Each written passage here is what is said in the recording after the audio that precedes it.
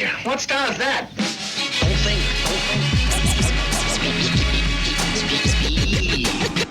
You are now listening to the Bishop Chronicles. Bishop Chronicles. You're not to learn. Right with me. It's my own secret technique. Yo, 1, 2 for 2, 2, 3. Yeah. Yo, what's up? Thank you for listening to PharcydeTV.com. You are listening to CydeLife Radio, and as always, I am your host, Adisa the Bishop, a.k.a. the Black Dragon of the West Side, a.k.a. Zatoichi, domo arigatou gozaimasu, a.k.a. the South Bay Shogun, a.k.a. the Iron Hook Assassin, a.k.a. the West Side Saracen. Come on, man. You know what it is. This is Bishop Chronicles. I've been missing all of y'all. It is the Black Cortez killer himself, Adisa, Bishop Chronicles. We back, baby. We back. I miss you. Come on, give me a hug, blood. Stop acting like you don't want this hug. Come here. Come here, girl. Give me a pound. You missed the third. Hold on. All right. You got to learn how to give pounds properly. This is ridiculous. You should know by now. Anyway, listen. Bishop Chronicles is the world's first podcast giving you West Coast perspectives on hip-hop, MMA, health, and fitness trends. Understand that nobody out there is lacing your cranium with this vibranium like Adisa, the Bishop. You know what I'm saying? So just understand, all right? Look at me when I'm talking to you. Look, you can be down now or you can bow down later. You understand me? This is West Coast OG all day.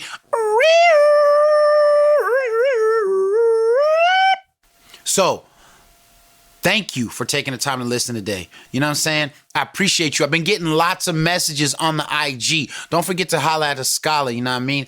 At Real Hip Hop Chess. At Real Hip Hop Chess on IG. And I've been getting hella people hitting me up. Shout out to all of y'all. Saluting all of y'all. Got love for not some of y'all, not one of y'all, but all of y'all. Know what I mean? Listen, it's important for the people who are just listening right now.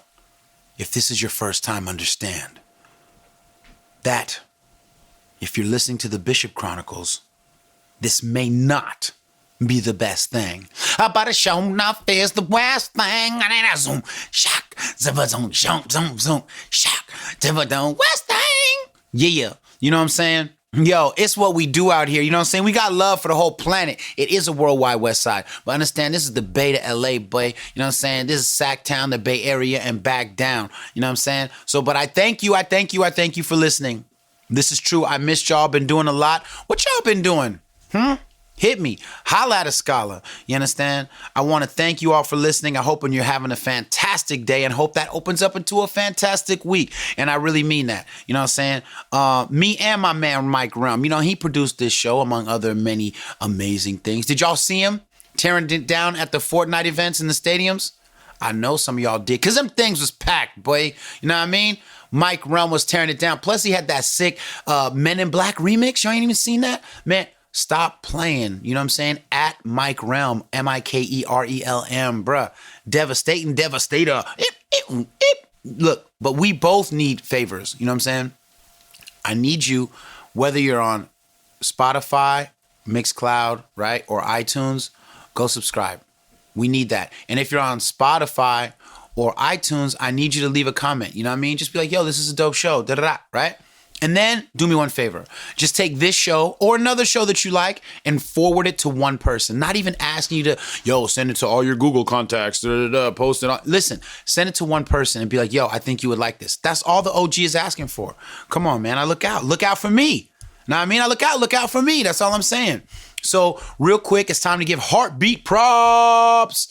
And why? Why do we do heartbeat props? Because we want to give props to people who are living while they're living, right? The idea is right now, think of 3 people who have been helping you, who have done something specific to make your life better. Maybe they spotted you $5 when you was stuck and couldn't get on a train. You know what I'm saying? Shout out to the homie Greg, because he sure enough did that. I see you, Greg.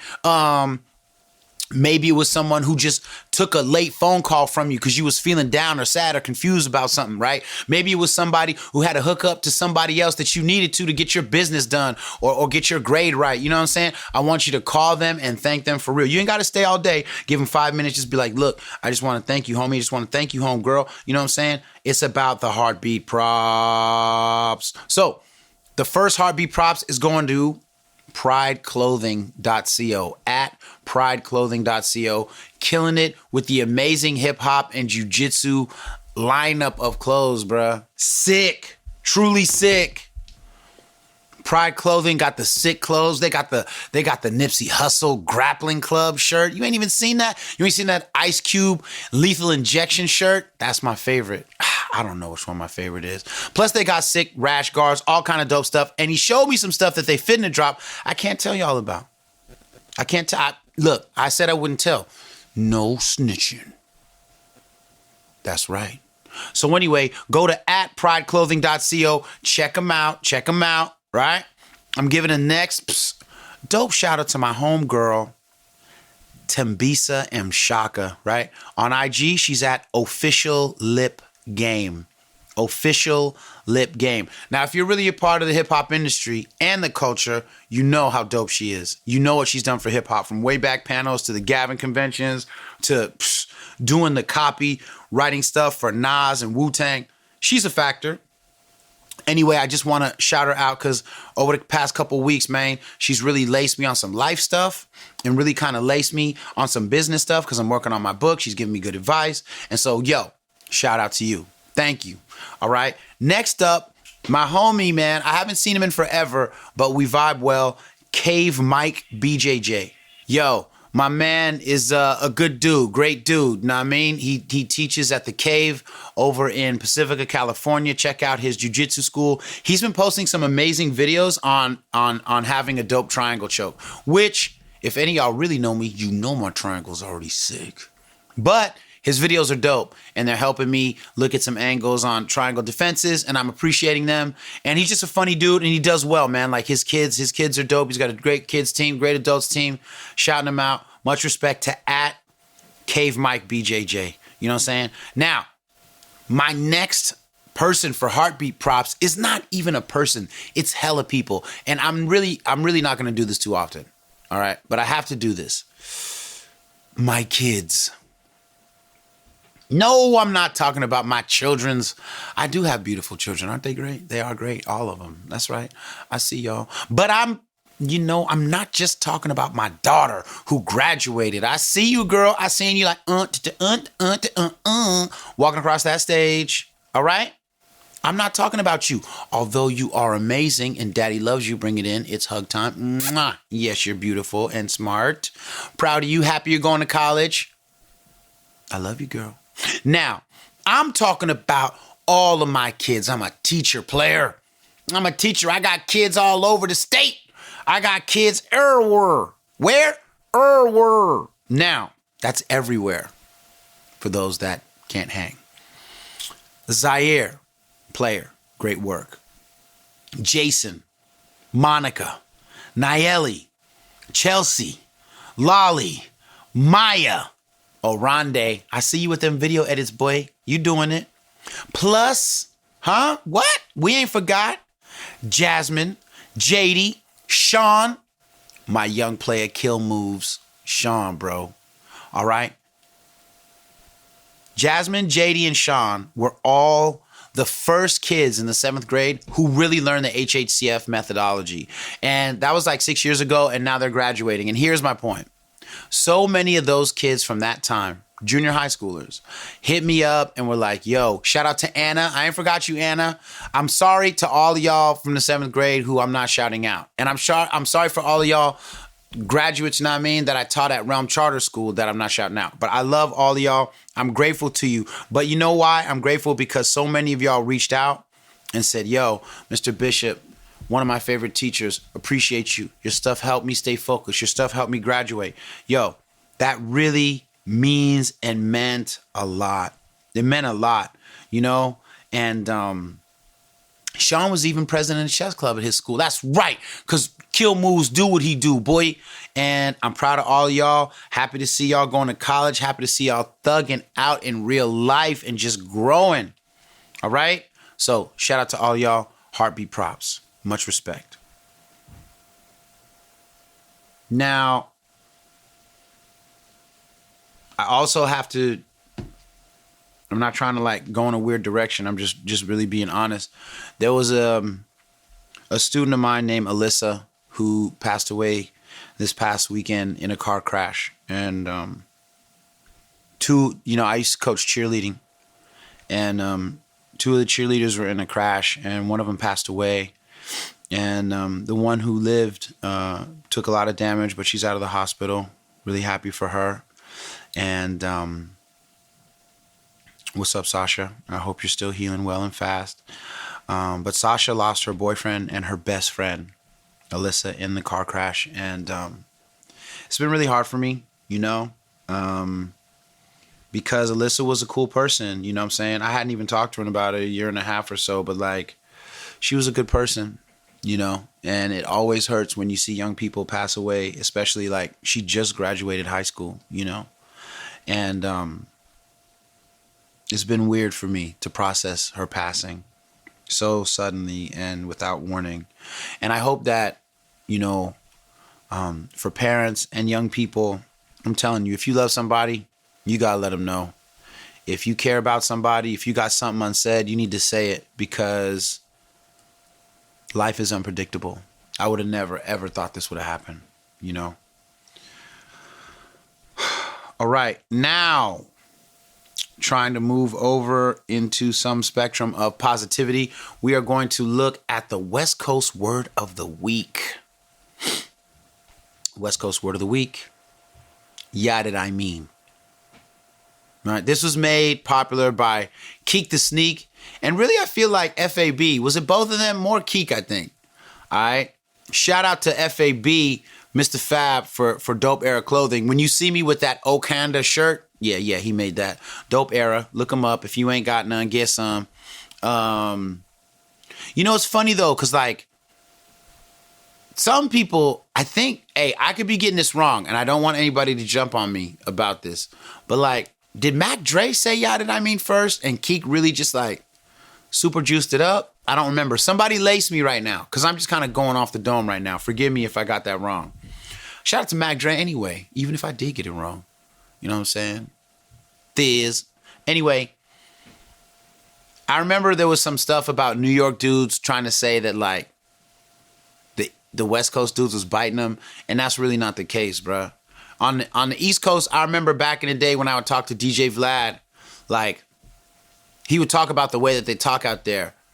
And, of course, all the New York dudes just say, you know what I mean, when they would be in rap interviews and whatever. But then, like, I noticed, like, when he was talking to me, he would talk about how, like, the New York dudes would be like, yeah, I mean, like, instead of, you know what I mean, like, yeah, I mean, like, I get it, you know what I'm saying? But yeah, did I mean, that's straight West Coast, bruh, and we not tripping off y'all like that, bruh.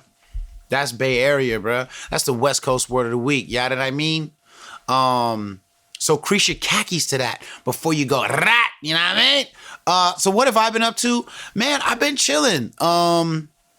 Been off for a while.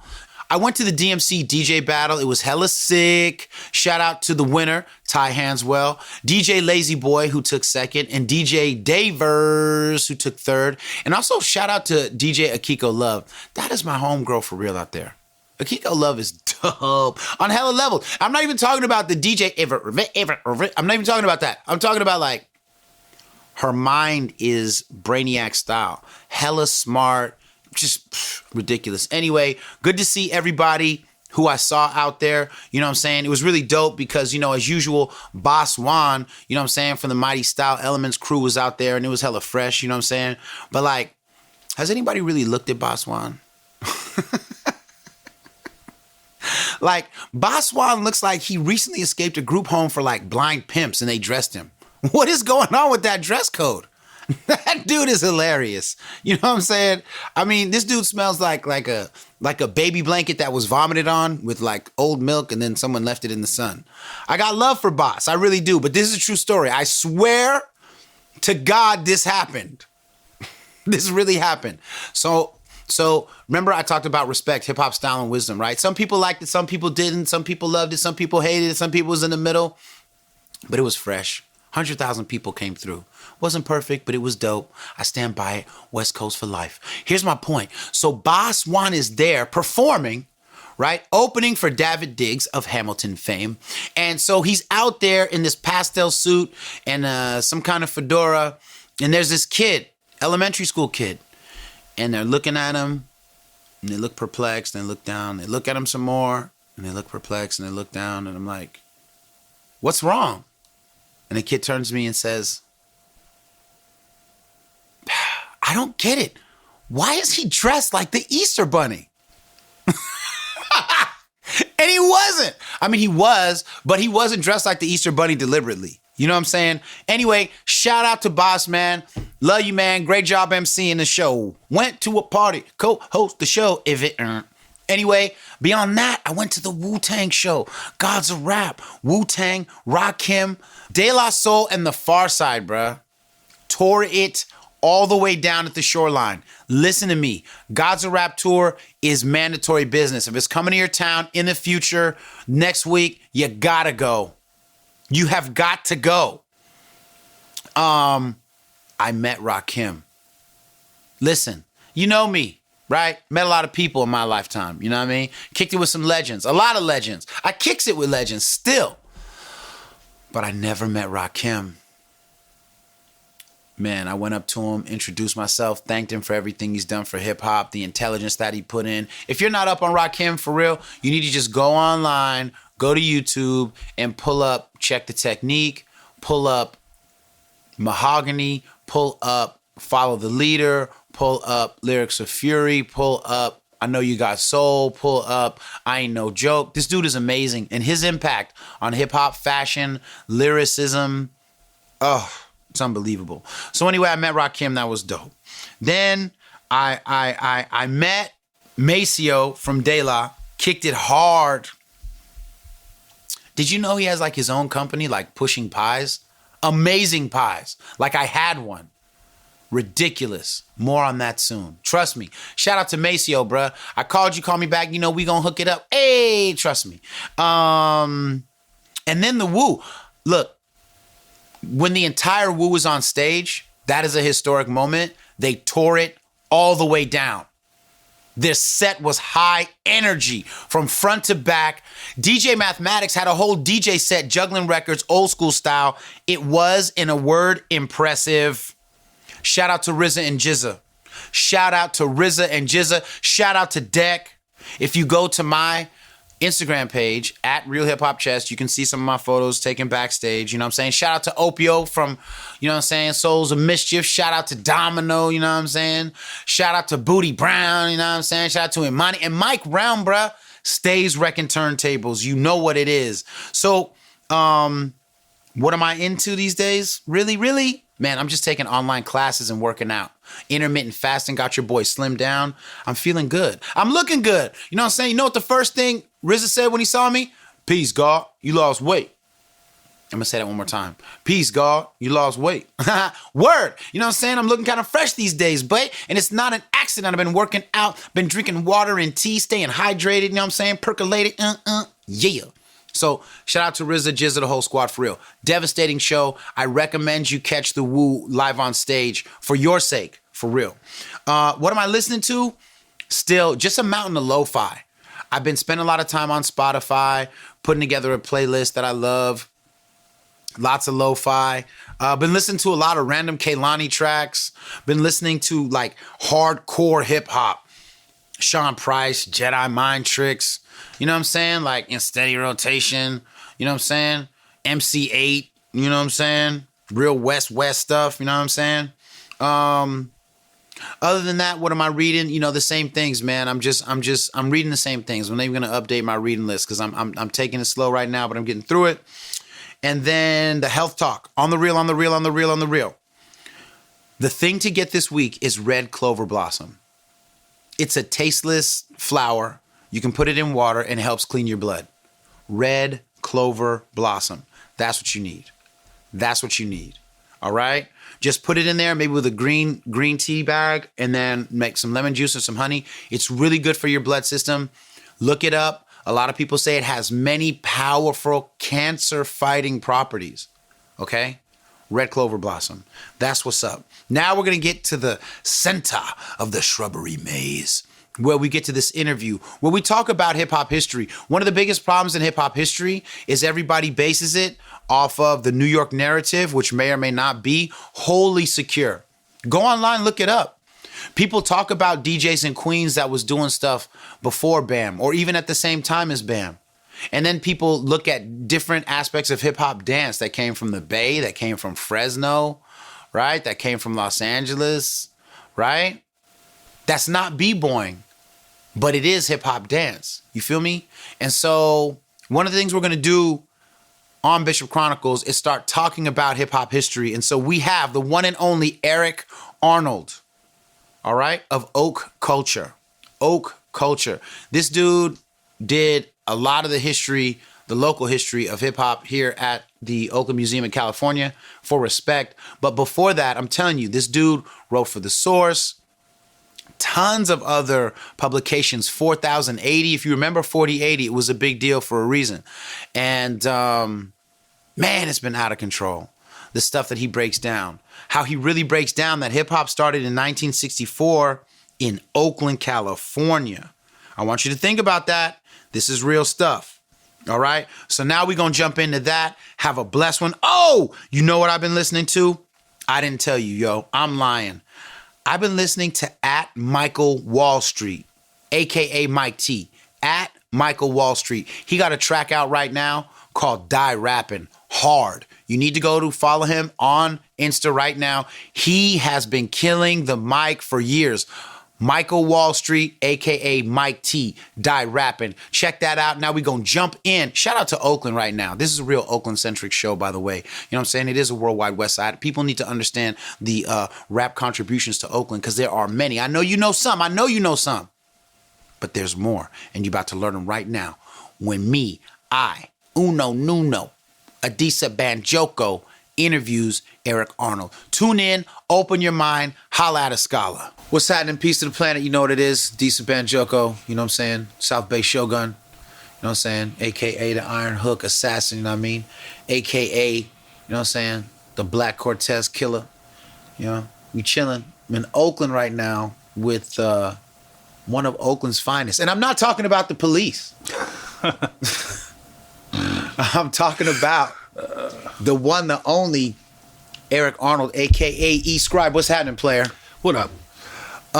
Thank you for being on Bishop Chronicles, man. You know, it's funny. I think we've known each other since 1990.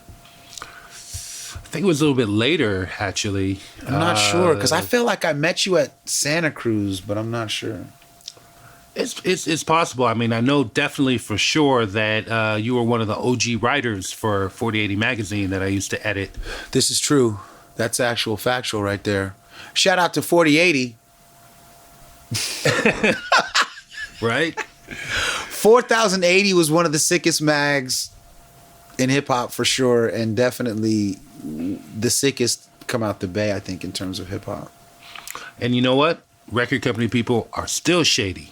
They are still shady. This is true. This is true. That's why we don't miss the industry too much as it collapses. Not too much. Not too much. I miss some of the promos. I miss the t-shirts. The t-shirts, yeah. The t-shirts were dope. You know, because people knew when you had one of them shirts that somehow you were connected because everybody didn't have those, you know? Right. Yeah, exactly. Yeah, those were dope. Well, you know, this particular episode, we are going to talk about a city that's very important to the history of hip hop. And for me, you know, Bishop Chronicles is really about showcasing West Coast hip hop history, just because I think there's just always been a standard and balance. You know what I mean? In Oakland, so many of my early memories of hip hop whether it's the Fresh Fest or just like being out and about, like are centered in and around Oakland. You know what I'm saying?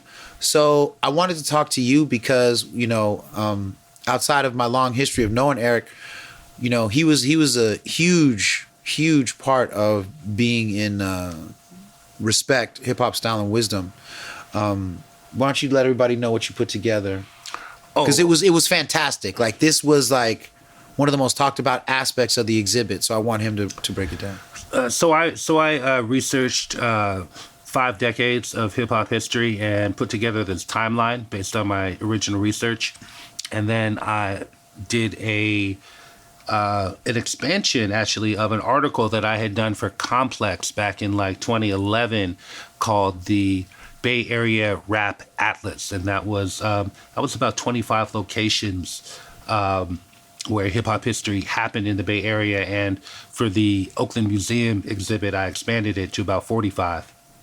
And so, you know, if you would have gotten one of these books, man, like what you'd have seen is there's like a map of Oakland with all these numbers, and then when you open the book, it'll take you to different spots. Like, what were some of the spots that they had in there? Some of the spots. Well, you know, I had the original Too Short Dangerous Music studio. Wow. Where you know where they recorded Born to Mac.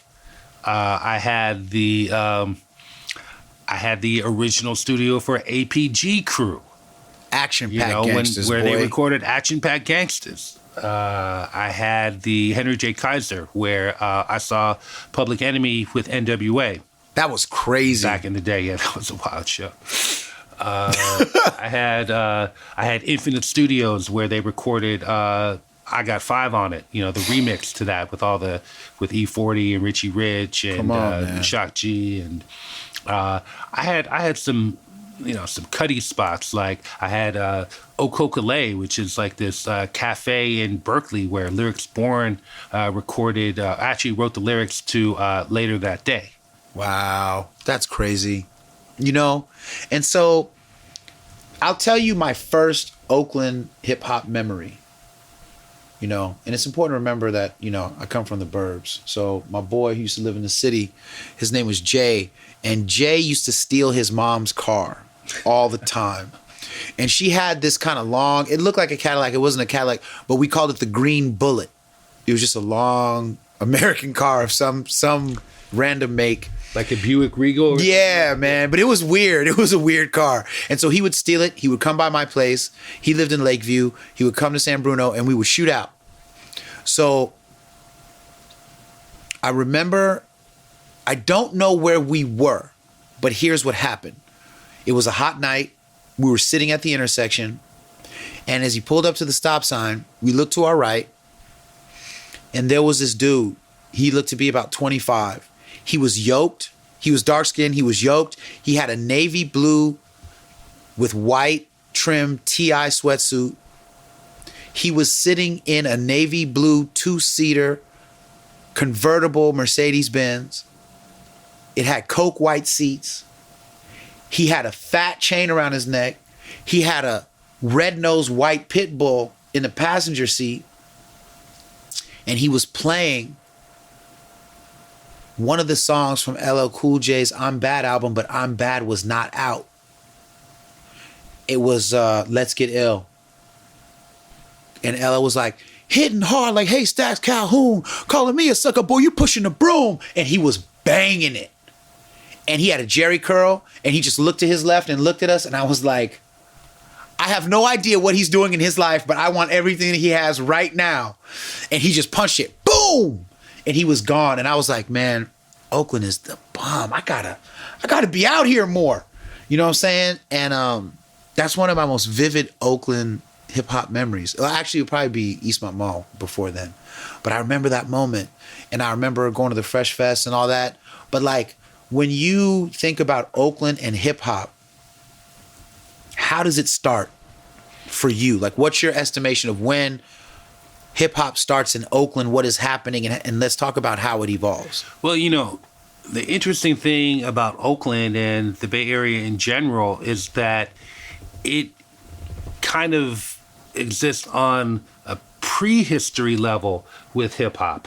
Okay. So it was actually, there's some foundational influences on what later became hip hop. Right. So, the accepted narrative is that hip hop began in 1973 in the Bronx with Kool Herc, and just kind of like Athena, springing fully formed from Zeus's forehead and some shit like that. But it's actually not the case in actual history. So if you go back about a decade earlier to 1964, that was a very pivotal time in American history, 1964, 1965, because you had the Civil Rights Act, Right. which outlawed discrimination. So what that actually did was that created all this opportunity for black youth that didn't exist before. And at the same time, there were these revolutionary movements that were germinating, and the civil rights struggle had moved out of the South. It kind of evolved. I mean, you had Dr. King Right. and SNCC and CORE and all of those groups, but they were really based in the South. But Oakland was the last stop on the Transcontinental Railroad. And so when people were getting out of the South to get away from racism, a lot of them would end up in Oakland, and that would be their stop. And then they would go, to West Oakland, where there was a big black community, or they would go to Hunters Point, Right. where there was a black community, or they would go to Richmond, or they would go to Vallejo. And so a lot of people from the South ended up in the Bay Area. But there was a revolutionary consciousness that was emerging out of this. Even before the Black Panthers, and even before the Black Arts Movement, you had the Soul Students Association.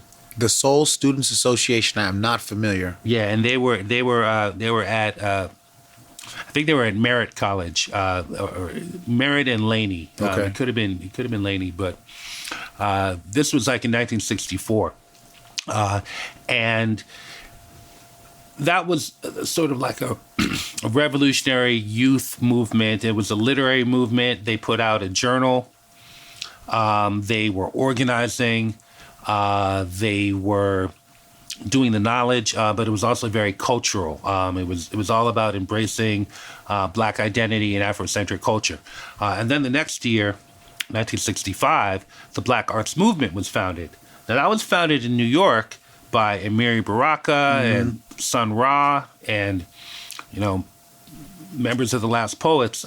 But one of the other co-founders was Marvin X, Right. who was from Oakland. Right. And so the Black Arts Movement came to Oakland like almost immediately after it started. And Black Arts was really about, it was a form of expression where there was no difference between culture and politics. Okay. And it was also about getting away from, false notions of social expression and into an identity that was a little bit more direct and a little bit more urban. And so it rejected all these kind of bourgeoisie notions of black life. And was all about what's happening in the streets? Let me write a poem about it. Let me choreograph a dance to it. Let me paint a painting about it. Mm-hmm. And that was also a movement that was highly youth-centric. So what from that qualifies to you as like the pre-hip-hop seeds? Well, all of it. I mean, that's the thing. If you would have let me finish, I would have just gone there. I'm just marinating with you, dog. I'm riding the train with you, dog. Let's All go. right. So the next stop on the train is so here we are in 1964, 1965. Now, one key thing that happens on a national level in terms of pop culture is, how American Bandstand is this really, really successful show. So they start cloning American Bandstand and start having all these shows that are sort of based on the American Bandstand theme. Mm-hmm. But not all of them are, there's only one Dick Clark, right? So the other people start doing it. And that's when black artists start being featured on TV. Interesting. And you never had really had that before, like black music to that extent. And one of the people that really was highly visible and highly creative and kind of like coming into the peak of his artistic prowess was James Brown. Right. So there had been a boogaloo craze in like 1965 where a record out of Chicago called Do the Boogaloo sold 1 million copies. And it was kind of like the twist or like one of those dances. Right. So James Brown had been doing the boogaloo, and he did, the boogaloo on national TV.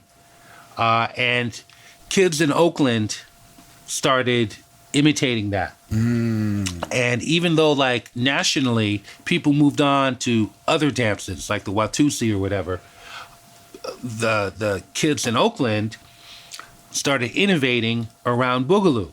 Interesting. And they went from the soul boogaloo to the funk boogaloo, because also at this time funk was starting to emerge. So by the time you get to 1966, 1967, 1968, R&B and soul has like created this whole new variant called funk. Deep.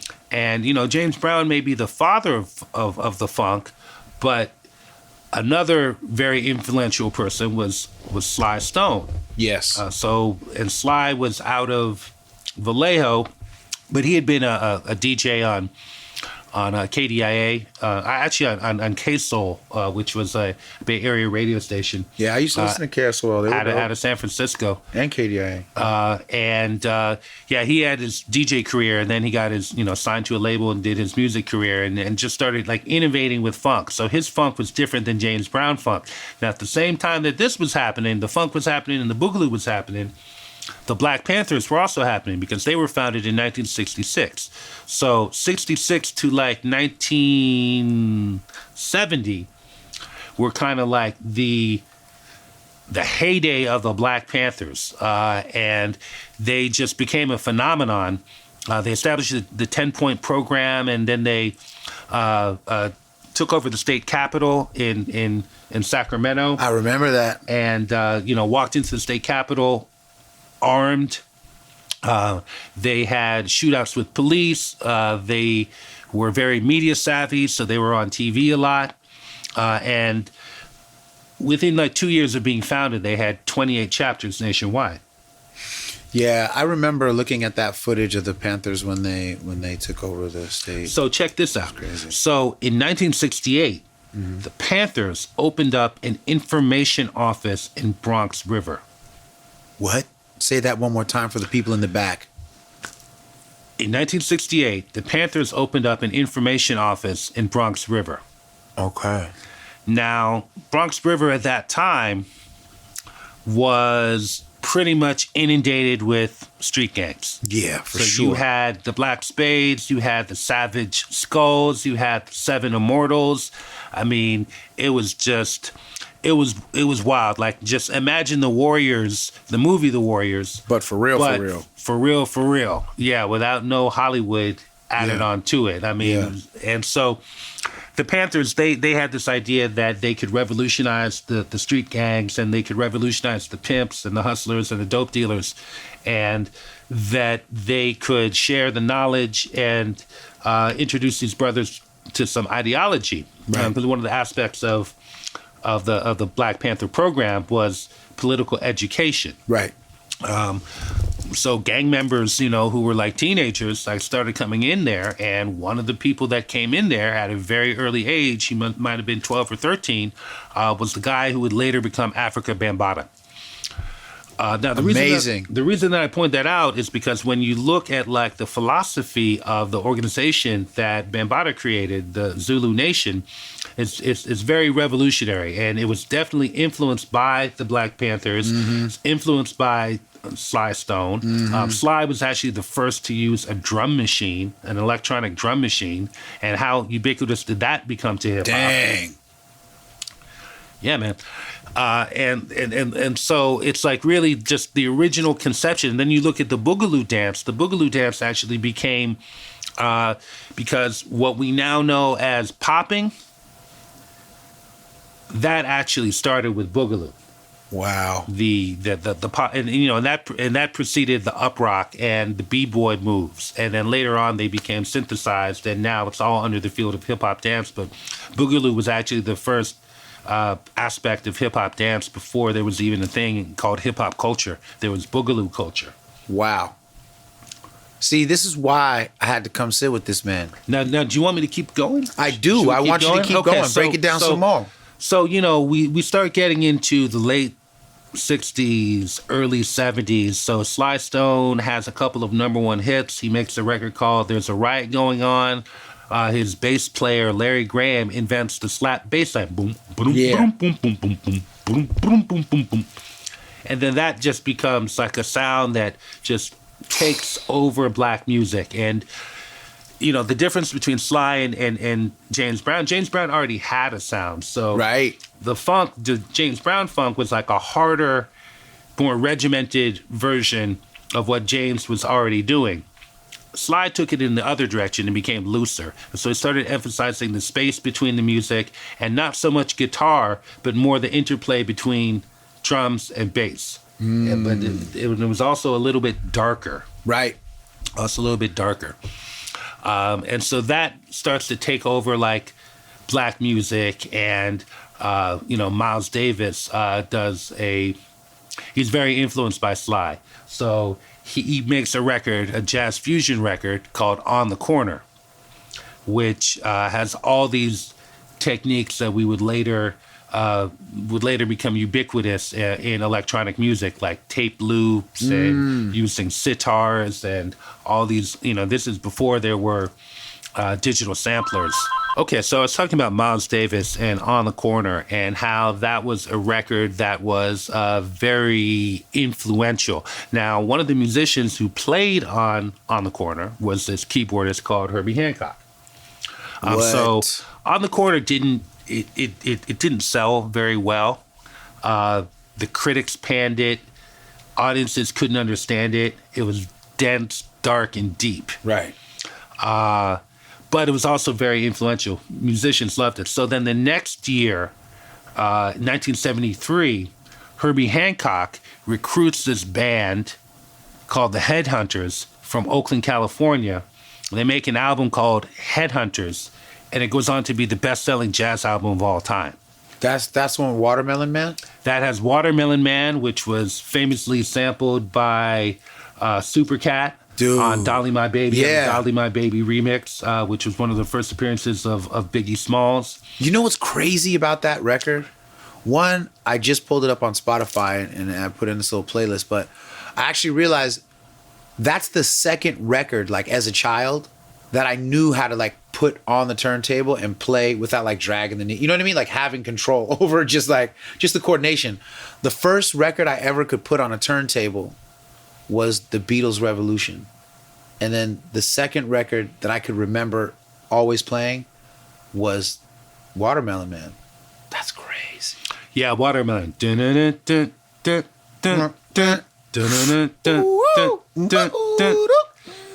Hey, bruh, if you don't know that song, you need to go pull it up on YouTube after you finish this episode. Yeah, so the Headhunters from Oakland were on that record, Headhunters, and they also played on the subsequent Herbie Hancock album, Thrust. And so this is like Bay Area funk that is now being given a national and international platform. Ridiculous. And of course that becomes seminal. Like in addition to Watermelon Man, you also had Chameleon. And now Chameleon is very, very interesting because they have regular electric bass, but then at one point, Herbie also plays keyboard bass. And so that is really like the first time that like synth bass actually comes in on this record. And of course, synth bass would go on to become a hallmark of funk, and then also got, used a lot in hip hop. Yeah, for sure. Yeah. So basically, they're even in the pre-Cool Herc era, the Bay Area and Oakland were just a seminal influence on what became hip hop culture. Now, once we get into the 70s, right, you got to remember that what was happening in the Bronx was only happening in the Bronx. I mean, occasionally maybe a cat from Brooklyn Or would Queens, come maybe. through, Yeah. but it wasn't even really known outside of that area. So as the b-boy thing and the DJ thing and the turntablist thing was kind of developing in a vacuum. Meanwhile, in the Bay Area, the boogaloo thing was getting bigger and bigger and bigger. It was still exploding. And yeah, you had all these groups coming up, like the Black Resurgence, the Black Messengers, and it spread into other areas of the Bay Area. So you had the Oakland Boogaloo, but then when they went to Richmond, they had their own style that they called Richmond Robotic. Wow. And then in San Francisco, it was called strutting. Right. Yeah, that's the first word that I remember.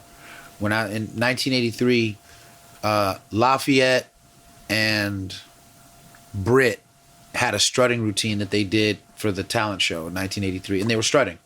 Right. That's what they told me it was. I was like, that's strutting. Right. But all of that is derived from Boogaloo, and Boogaloo, strutting, and roboting are known as the funk styles in the hip-hop dance canon. And so this culture, like, it continues to spread throughout the Bay Area. It just becomes it's the form of youth expression before hip hop. Amazing. You know, before there was rap, there was boogalooing, and you know, and then you also have to talk about the visual art thing too, because a lot of the visual art. When I'm talking about like the community mural movement, that happened in 1967. It happened in Chicago, but then it spread to like other cities like San Francisco and Detroit and Portland, actually. But a lot of that was influenced by the art of Emory Douglas, who was the Minister of Culture for the Black Panthers. Absolutely. And just even the idea of art that is actually owned by the community and reflects community values, that is an idea from the Black Arts Movement. That is mind-blowing stuff, man. That is mind-blowing stuff right there. And this is why Eric Arnold is on Bishop Chronicles, man, because I promise you, you ain't going to hear this nowhere else, man. Well, you might. He might be on somebody else's podcast. But right now... You might hear it on NPR next year. But for right now, yeah, this is exclusive. Exactly, boy. You know what I mean? Bishop Chronicles, West Side. Hey, so, what I want to talk to you about is you know, because, oh, man, in Hip Hop Evolution, you know, they have a whole section on the Bay, which, and I've said before, it's probably 34th time I've said it, I wasn't mad at it, and I know it's hard to cover everything that deals with hip hop in the Bay, but I felt like there was so much missed. But I also feel like that's not a bad thing. I think that it really just means that hip hop is that big, that there is that much to cover. But I felt like they didn't cover hieroglyphics. They didn't cover the turntablist contributions. They didn't cover a lot. You know what I mean? To me, they didn't cover a lot. Let's talk for a minute about Too Short, because he's kind of like the foundation of everything, at least in my head, that Wait, they didn't mention hieroglyphics in Hip Hop Evolution? if they did, it was super brief, bro. I don't really remember it. Like, wow, for real, that's like crazy. I remember Crazy. Short. I remember seeing Freddie B. I remember, you know, stuff like that. I don't remember Hyro. I hope I'm wrong, because I only saw it once, so I hope I'm wrong. But I was like, okay, you know, Hyro, Living Legends, Mike T. They didn't talk about Mr. Floppies and all of the clubs and all of the shows that made Oakland thrive. And I just felt like there was a lot missing in that episode. But I don't blame them because there's so much. Because the guys that did it weren't from the Bay. That happens. I mean, Note to Netflix. No shade, but if you don't have a direct connection to a place, you're not going to have an intrinsic knowledge of things that happen in that place. You're not going to know the interconnections and the interrelations. And to tell you the truth, this happens with outside media all the time. Is there's actually a word for it that we use, is they'll parachute in. And a lot of times they have their idea of what a region is about, and they'll do things like put E40 in a show that's about the 80s. Right. And E40 came in the 90s. Right.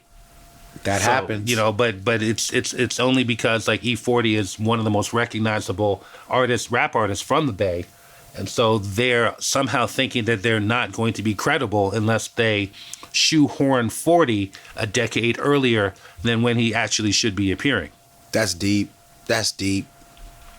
I mean, much love to 40, Of course. no doubt, but Of course. it's like he didn't, you know, they would, you know, actually, I mean, they were starting to do some things. I think they had a record called All the King's Men that was very, very early before the Click. That might have actually been in the 80s, but you know, come on, there's like 20 copies of that record that were even made. Right. It wasn't like when the Click really started landing, you know what I'm saying? Yeah. I mean, there was some other things going on in the 80s. So anyway, so the 80s, so before we even get into this though, we got to say like, all right, so 1979, Sugar Hill Gang comes out with Rapper's Delight, and that is like the first rap record. That's the first time that you really have rap on a record, Right. on vinyl. And I remember being, you know, in school, and kids would come through with the names on the iron-on sweatshirts, Right. you know? And It'd be like old English iron-ons. and they would be boogaloo crews. Yeah. And I remember them boogalooing to Rapper's Delight back in the day. But by 1981, just 2 years after that, you have the first Bay Area rap record, which was Motorcycle Mike, and a song called Super Rat, which is kind of like a party disco record. Was that from Oakland? He's actually, I think, from Richmond. Okay. The first Oakland guy who really gets on the map is Too Short. And Too Short starts out just making tapes. Well, first he started like rocking house parties up in East Oakland with Freddie B. And then he started making personalized tapes for, you know, people that were like players in that time. Right. You know, so you're riding around and, you know, in your car, and you have a Too Short tape where he's rapping about you. And that's like a higher level of game than just, you know, having a Run DMC or a Houdini tape. Yeah, that was a big deal. So Too Short, you know, kind of becomes like this underground phenomenon. And eventually he signs with his record label, 75 Girls, starts putting out albums, and these are all like X-rated, raw, uncut albums. Some of the songs are like 8-9 minutes long. Yeah. And Short is just rapping and rapping and rapping, and he just doesn't stop rapping. In fact, Don't Stop Rapping is one of his songs. And he actually has, in 1985, he has one of the first anti-crack songs called Girl, That's Your Life. That's right. Yeah. And it was one of the first songs to actually really talk about what was an epidemic from the point of view of someone observing the epidemic, not from a media point of view. I mean, 1985 was also the year that the media discovered that there was a crack epidemic. That's so deep. That's so deep. You know, one of the things that I've always believed about hip hop, and we know like mainstream media has often gotten it wrong, but like I always hated how when it came to artists like Too Short, specifically, like when those things were talked about, they would always just talk about the pimp lyrics or this and that, but they never really talked about just what an amazing on the street first person account of like anti-drug stuff like was in so much hip hop. I mean, yeah, I don't, you know, it wasn't even necessarily anti-drug. It was really just talking about addiction, you know, and That's like, more fair, yeah. Yeah, because it wasn't like something where it's an anti-drug PSA. Like, It wasn't just like say it no. wasn't like white lines, like don't do it. That was actually supposed to be a pro-drug. I know, that's what's so crazy. You know, and they just threw the "don't do it" in there, like at the end. Dang. I remember when I found that, I was like, what? Crazy. Yeah. Anyway, so Girl, That's Your Life. I mean, so that was kind of like a PSA, like a public service announcement. It was kind of like Short was a ghetto reporter telling you about what was going on in the hood. And really like, okay, here is what is happening to our community as it's happening. Yeah. So that was really deep, right? So like, you know, kind of like by like 84, 85, like you start having other people from the Bay start putting out records. You know, and 86, I think that's when the first MC Hammer record came out. I think you're right. Yeah, because I had that on vinyl. So MC Hammer had been a ball boy for the Oakland A's, and he actually got hired by Charlie Finley, the owner, because Charlie Finley lived in Kansas City. So he was kind of like a spy for the owner. So he would like report on what was happening in the clubhouse. And when he decided to make a rap record, he actually recruited Dwayne Murphy and I think someone else from the A's to help put up the money for that record. That's awesome. And then he went and recorded it with Felton Pilate, who was one of the guys in Confunction up in Vallejo. You know what's crazy? The first rap record that I ever bought from an Oakland rapper, I bought from off DJ EFX, who used to record in Hunters Point, and that's where I met 12 Gauge. They call him AK Black now, but DJ EFX had one of the first Bay Area rap studios. His Morocco Mo. He was from 6ix9ine Village, but his name was Morocco Mo, and his track was called Task. It was about the task force jacking fools. That was the first Oakland rap record that I actually had. Yeah, so I mean, it got pretty crazy. Like Oakland, like the crack epidemic hit Oakland pretty hard, and then I think like around that time, also Felix Mitchell died. Well, first he got arrested, and then he died in prison. So who is Felix Mitchell? For those that don't know, Felix Mitchell was a big heroin dealer in 6ix9ine Village, and I mean there was like 10,000 people at his funeral, like some crazy number. But the reason I'm telling you this is because after he died, the whole drug game switched from heroin to crack and also became a lot more violent. Yeah. That was a crazy time. That started to be reflected in the music. And, you know, you started having people talk about what was actually going on.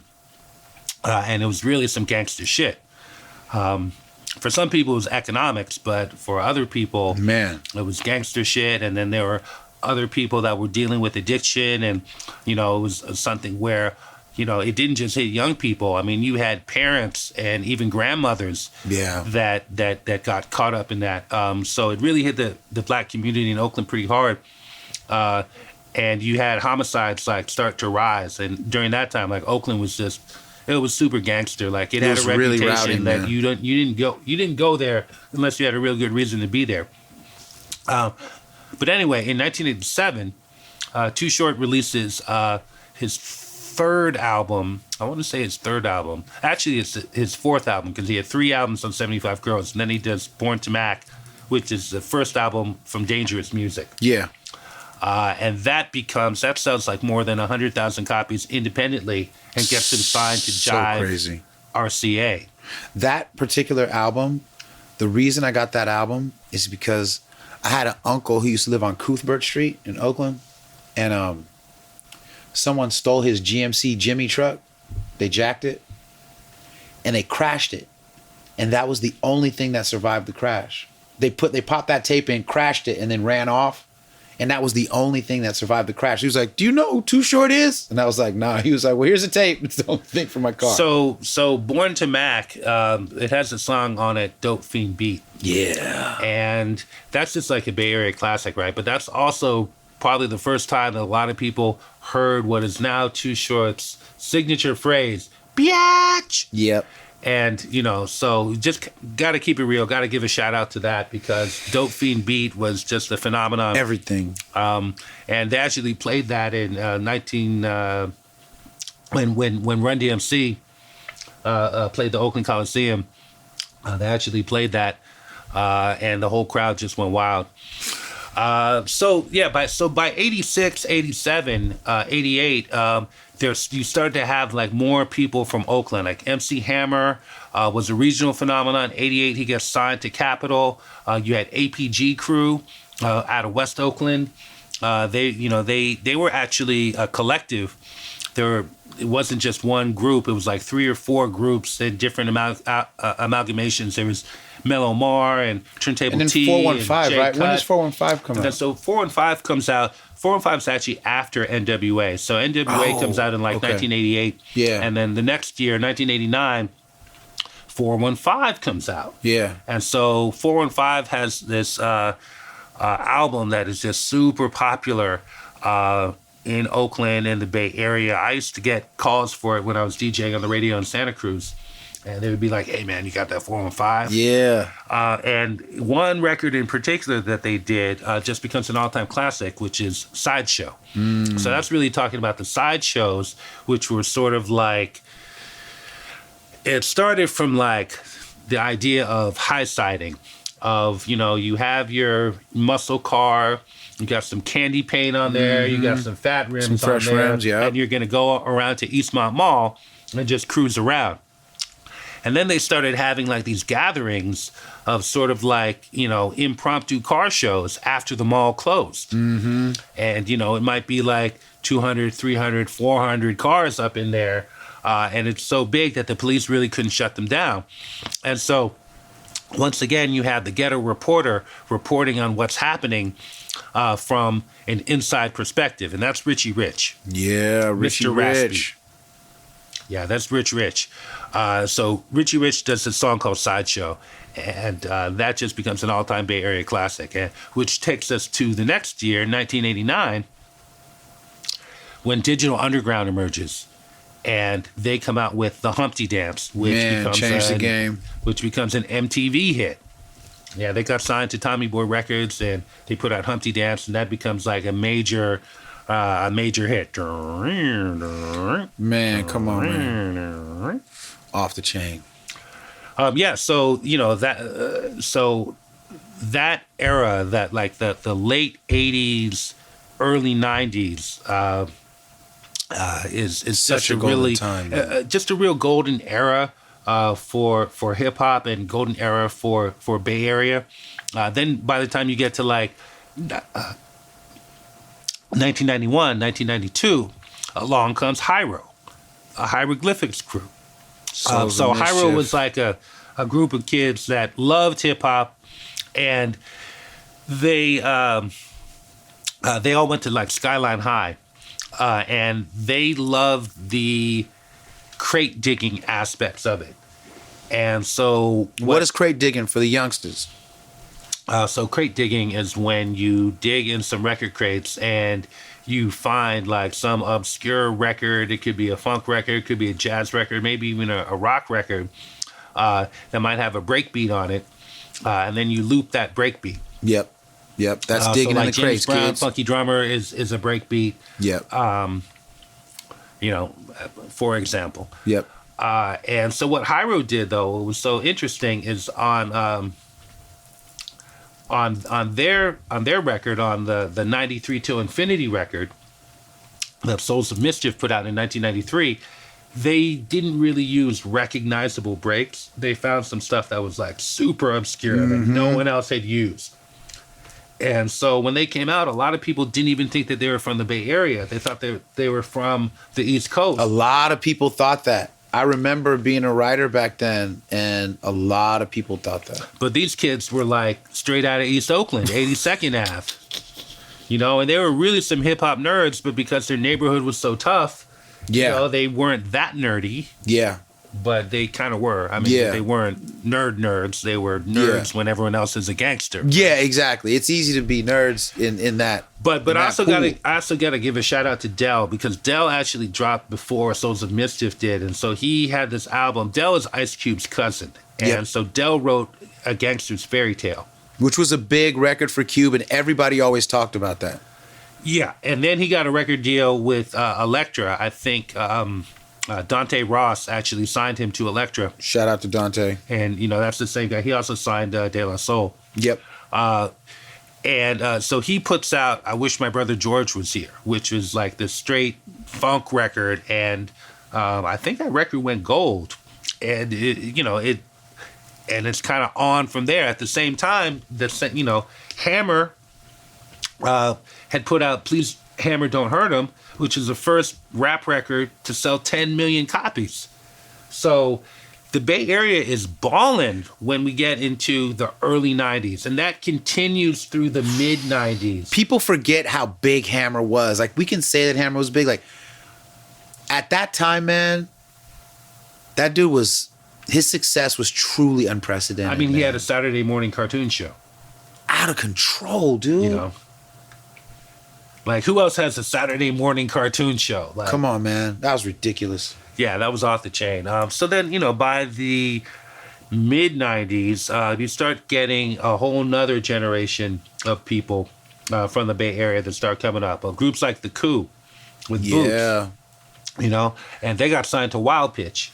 R.I.P. And- Pam the Funkstress. We ain't forgot you, girl. Yeah, we got to give a shout out to Pam and Much also love. the Purple Pam Foundation doing big things. Yes. Purple Pam Foundation. Look into it. For real. On Instagram. Not a joke. Continue, sir. I mean, you're gonna have to ask a question or something. I just lost my train of thought. I just- I was talking You were talking about the Coup, I was talking about Wild the Coup, Pitch. but there was a lot of Bay Area rap at that time, and it was all kinds of things. Like, you might have some political rap like The Coup, but at the same time, you would have something that was kind of a little bit more street oriented, like 3 Times Crazy. Right? And the crazy thing is that Boots from The Coup and Keek the Sneak used to be on the same bill at shows at Eastmont Mall. Yeah, man. And also, just side note, you also had artists like Paris who weren't from Oakland, right? Was from San Francisco, but built his whole persona on the Black Panthers.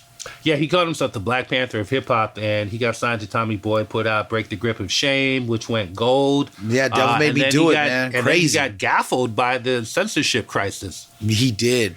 Yeah, he got gaffled by that. But yeah, so the Bay Area has been in this since day one. Actually, since before day one. Because remember, the accepted hip-hop history starts in 1973, but the Bay Area goes back at least a decade earlier. Think about that, y'all. For real. Think about that as an actual fact. I think that one of the things that I learned watching Eric do the work that he did for Respect was like when you really start looking at what we believe hip-hop history has been and you look at what other contributions from the Bay and other areas were, like, it's really not the way it's been portrayed. And it's kind of crazy. No, there's more to it. I mean, but that's like the same thing between like Egypt and Nubia, right? Like, there's more pyramids in Nubia than there are in Egypt. Yeah. Yeah. But no one really, like hieroglyphics got translated. The Egyptian hieroglyphics got translated, but no one translated the Nubian language. Like, not in that same way, right? There's no Nubian Rosetta Stone, so. He's talking about them real hieroglyphics, you know what I mean? Not just casual. I'm talking about the Bay saying? Area hieroglyphics, but also the Kemetic hieroglyphics, No, that's powerful stuff, man. That's powerful real. stuff. So what are you working on right now, man? I mean, like, you have some of the coldest Bay Area hip hop knowledge of folks that I know, and I know a lot of really good, gifted folks. So, like, you got any books coming out? You working on any docs? Like, what is going on in your work? I mean, I am working on a Boogaloo project. Don't want to say too much about it, but definitely looking into that right now. I'm also working with the Purple Pam Foundation Beautiful. on some stuff. And yeah, they just announced the winners of the DJ scholarship competition. 2 female DJs are going to be studying DJing. They go into DJ school, y'all. That's beautiful. At Pyramid Sound in San Francisco and the Beat Junkies Institute of Sound. That's In fantastic. Glendale. And that hopefully that's going to be an annual thing, and that's going to keep Pam's legacy going. I'm also working on community development with the Black Arts Movement Business District Community Development Corporation. So, we're just trying to deal with what's happening in Oakland, which is a lot of gentrification, which results in a lot of displacement, Yeah. which results in a lot of culture shift. It's tough. Which basically impacts black people more than any other demographic. So we trying to keep Oakland black, we trying to keep it cultural, and we trying to keep it moving. Yo, man, well, I want to thank you for being on the Bishop Chronicles, man. If someone wants to holler at you, how do they do it? Send a raven. No. Game of Thrones, boy. Hey, I love that whole phrase, bruh. Send a raven. No, I'm on Facebook. You can look me up. Word, man. Eric Arnold, Bishop Chronicles. We out here. Thank you for sharing that history because it's important, not just for the Bay and Oakland to get its proper due, but for more balance in hip hop history. So there you have it. You know what I mean? This is Bishop Chronicles. You dealing with a decent bishop. You know what I mean? You know, South Bay Shogun. We out here. PharcydeTV.com. CydeLife Radio. Worldwide West Side forever. Peace. Checkmate. Teacher, what style is that? Whole thing.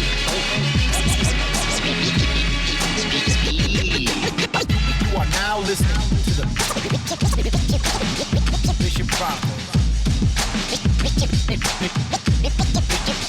Bishop Chronicles. You're lots to learn. Right with me. It's my own secret technique.